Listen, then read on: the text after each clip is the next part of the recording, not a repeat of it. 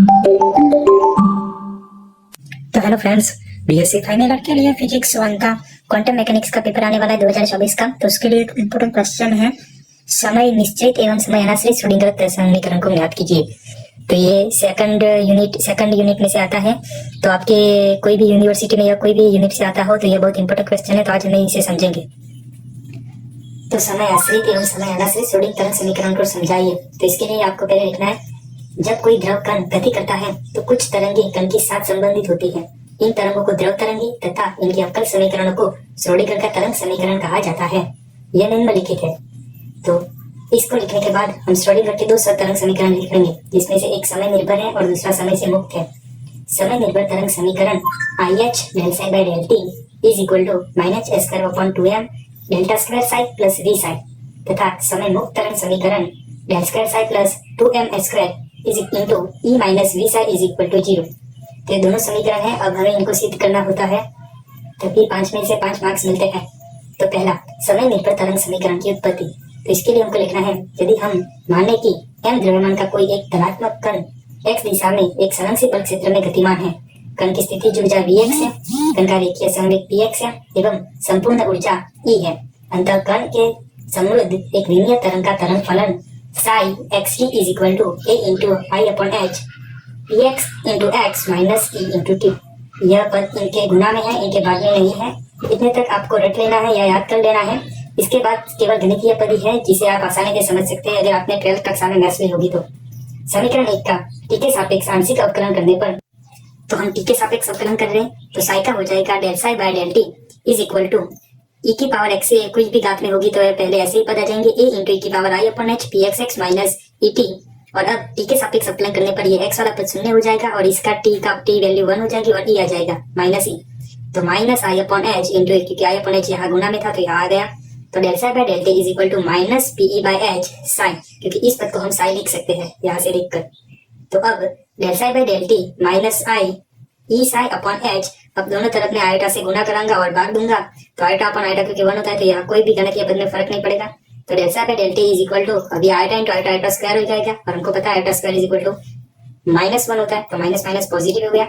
ई psi upon H into iota, तो E Sai यही रहते हैं और एच आयटा को उस तरफ ले जाते हैं। तो E psi is equal to I H upon del psi by del t। इसे हम समीकरण नंबर 2 देंगे, ये हमें आगे काम आएगा। अब समीकरण 1 को x के सापेक्ष आंशिक अवकलन करने पर,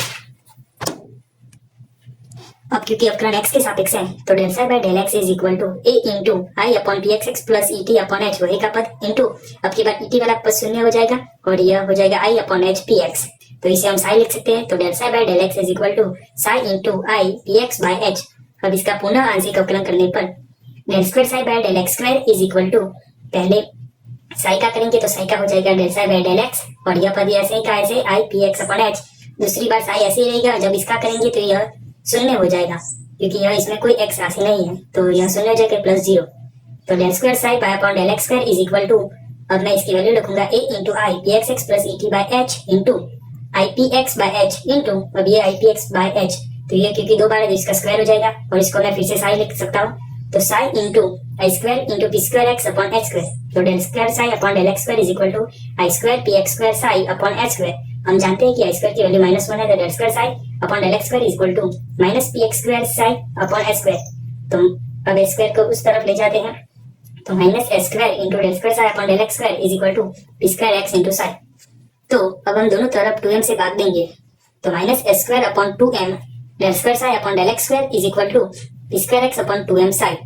तो अब ऊर्जा की संकारक समीकरण से यह समीकरण आपको याद रखना है, E psi is equal to P square x upon 2m psi plus v psi.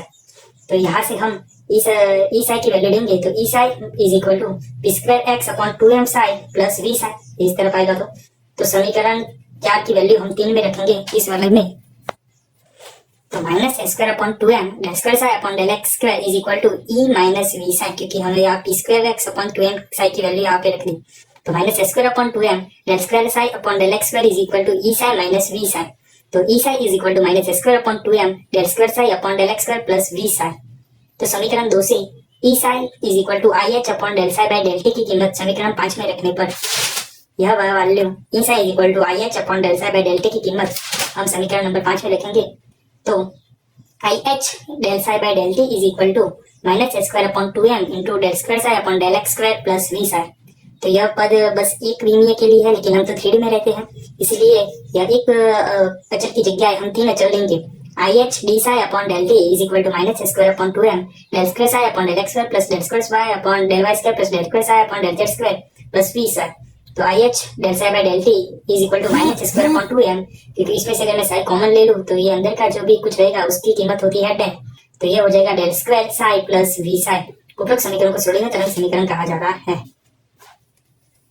तो ये वीडियो का फर्स्ट पार्ट था। सेकंड पार्ट में हम देखेंगे कि समय मुक्त तरंग समीकरण।